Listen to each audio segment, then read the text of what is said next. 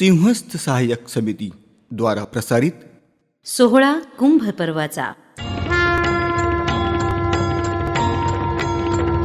श्रद्धा सेवा समरसतेची उभारणी सिंहस्थ कुंभ पर्वणी या सिंहस्थ कुंभ पर्वानिमित्तानं प्रसारित करीत आहोत जनजागरण भावजागरण आणि जनसहभागाचा अर्थ उलगडणारा कार्यक्रम सोहळा कुंभ पर्वाचा.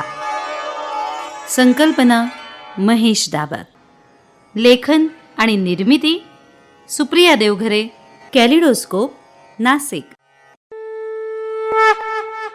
नमस्कार श्रोते हो, आजचा आपला 15वा भाग पेशव्यांचा कुंभ ऐतिहासिक वैभव याविषयी आज ऐकूया. आर्या, हे घे बेटा, गूळ आणि फुटाणे. मला खूप आवडतं हे. आज पुरणपोळी पण आहे का ग? जीवतीची सवाष्ण जेवायला बोलवू ना, तेव्हा करूया ना. आणि तू ते पानांचा हार सुद्धा घालतेस ना त्या फोटोला? आघाडा असतो तो. सगळे सण हे पर्यावरणाशी जोडलेले आहेत आर्या. ए आजी, आजोबा हे एकटेच काय बघताय ग? थांब थांब, मी बघून आले. आता माझ्याकडून आजोबांकडे का? आजोबा काय बघताय? फोटो बघतोय मागच्या सिंहस्थाचे. 12 वर्षापूर्वीचे. आजोबा तुम्ही आहात का ह्याच्यात? हो आहे की, बघ हा बघ रामकुंडावरचा फोटो. ही तुझी आजी आणि मी. अरे वा आजी, तू किती तरुण दिसतेस ह्याच्यात. अगं लबाडे, काय म्हणालीस? अगं मी म्हणाले तू किती सुंदर दिसतेस. शहाणीस तू फार. आजोबा, सामना संपला आणि आम्ही जिंकलो. शाबास, किती धावा केल्या? मी एकट्याने 32 धावा केल्या. हो, आणि किती वेळा आउट झालास? एकदाच, पण त्या अंपायरने ना चुकीचा निर्णय दिलाय. रोहन, तू क्रिकेटमध्ये जिंकलास ना. चल, आज तुला आणि आर्याला त्याबद्दल एक ऐतिहासिक गोष्ट सांगतो. गोष्ट? कोणती गोष्ट? पेशवे आणि कुंभ पर्वाची. नाशिक त्र्यंबकेश्वरच्या सिंहस्थाला भव्य स्वरूप मिळवून देण्यात पेशव्यांची मोठी भूमिका होती. काय मग आज काय गोष्ट सुरू झालीये? आज पेशवे आणि कुंभ पर्व. हे मला नक्कीच माहीत नाही. बाबा तुम्हाला कसं सगळं माहित नसतं?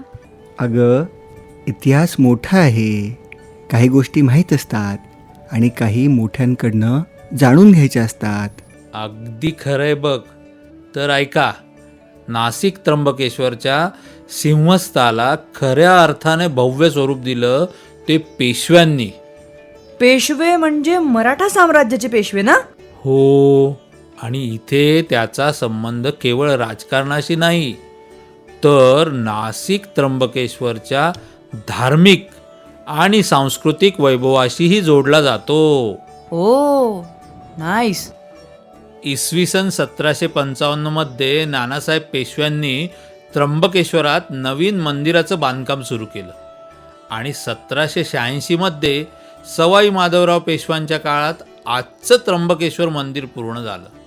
म्हणजे आज आपण जे त्र्यंबकेश्वराचं मंदिर बघतो त्यात पेशव्यांचा मोठा वाटा आहे. तर हां, आणि लक्षात ठेव, केवळ मंदिरच नाही पेशव्यांनी सुंदर घाट बांधले, आखाड्यांना निधी दिला, साधू महंतांना आणि भाविकांना सोयी सुविधाही उपलब्ध करून दिल्या. म्हणजे बाबा, त्या काळातही एवढ्या मोठ्या यात्रेसाठी व्यवस्थेचा विचार केला जात होता. तर नक्कीच, एवढ्या मोठ्या धार्मिक पर्वाला केवळ श्रद्धा पुरेसी नसते. येणाऱ्या साधू महंतांची, भाविकांची व्यवस्था, घाटांची सोय आणि संपूर्ण पर्वाची प्रतिष्ठा, या सगळ्या गोष्टी महत्त्वाच्या असतात.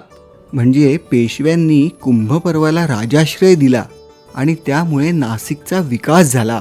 अगदी बरोबर. इसवी सन 1762 मध्ये नाशिक सिंहस्थात रामघाटावर बैरागी आणि संन्यासी यांच्यात वाद झाला आणि प्रश्न होता, प्रथम स्नान कोण करणार? परिस्थिती शांत करण्यासाठी मध्यस्थी केली थोरले माधवराव पेशव्यांनी.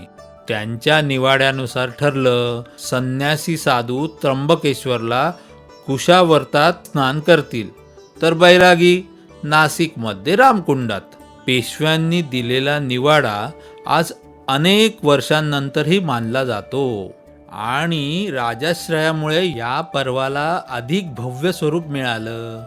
राजाश्रय मिळाला म्हणून कुंभाची परंपरा आणखी मोठ्या प्रमाणावर लोकांपर्यंत पोचली. हो, म्हणूनच इतिहास म्हणजे फक्त जुन्या तारखा लक्षात ठेवणं नाही. इतिहास म्हणजे आज आपल्या आसपास दिसणाऱ्या परंपरांच्या मुळाशी काय आहे हे समजून घेणं.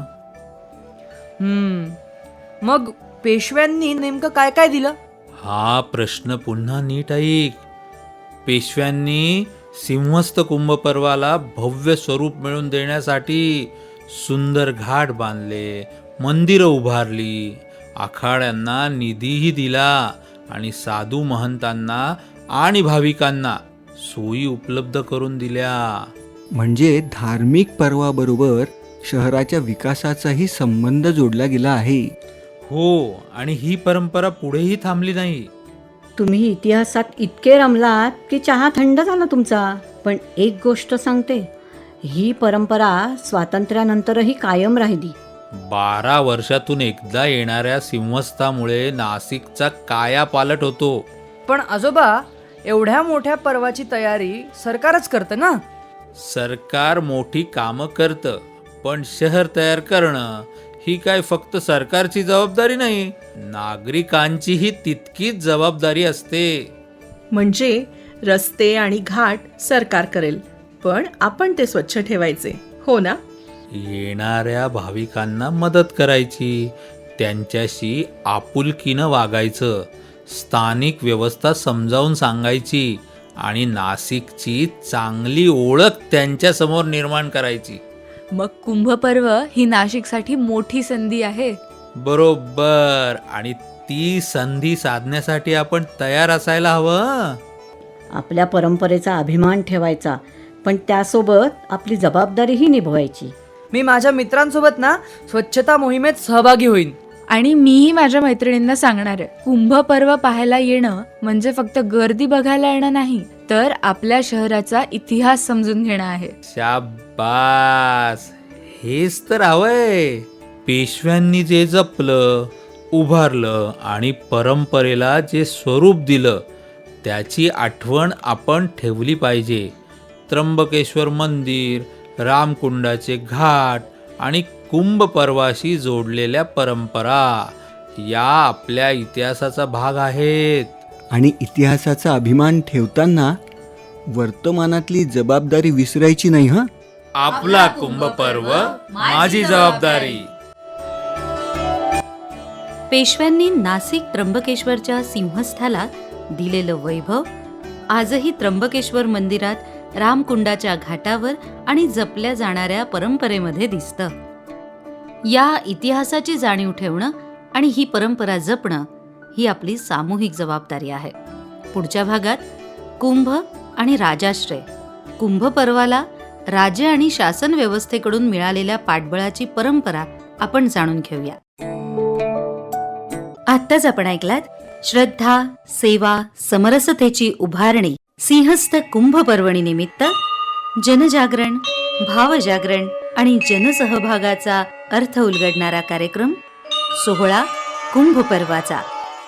सहभाग होता अनिता, सुमंत, रेश्मा, तुषार, तनिष्क आणि स्वरा. संकल्पना महेश दाभक यांची. लेखन आणि निर्मिती सुप्रिया देवघरे, कॅलिडोस्कोप, नाशिक. विशेष सहकार्य आयव्ह्यू एंटरप्राइजेस. सोहळा कुंभ पर्वाचा www.nasikkumbhaparva2027.com या आमच्या अधिकृत वेबसाईटवर हे प्रसारित झालेले भाग आपण पुन्हा ऐकू शकता. आपली प्रतिक्रिया नोंदवू शकता. अधिक माहिती आणि प्रतिक्रियेसाठी आणि कुंभ पर्वाच्या निमित्तानं जी पुस्तिका प्रकाशित केली आहे ती मिळवण्यासाठी आपण आम्हाला या क्रमांकावर संपर्क साधू शकता. क्रमांक 70587 20566 705872056. तेव्हा भेटूया पुढच्या भागात. तोपर्यंत नमस्कार. कुंभ पर्वात सहभागी होण्यासाठी QR कोड स्कॅन करा. आपला कुंभ, माझी जबाबदारी.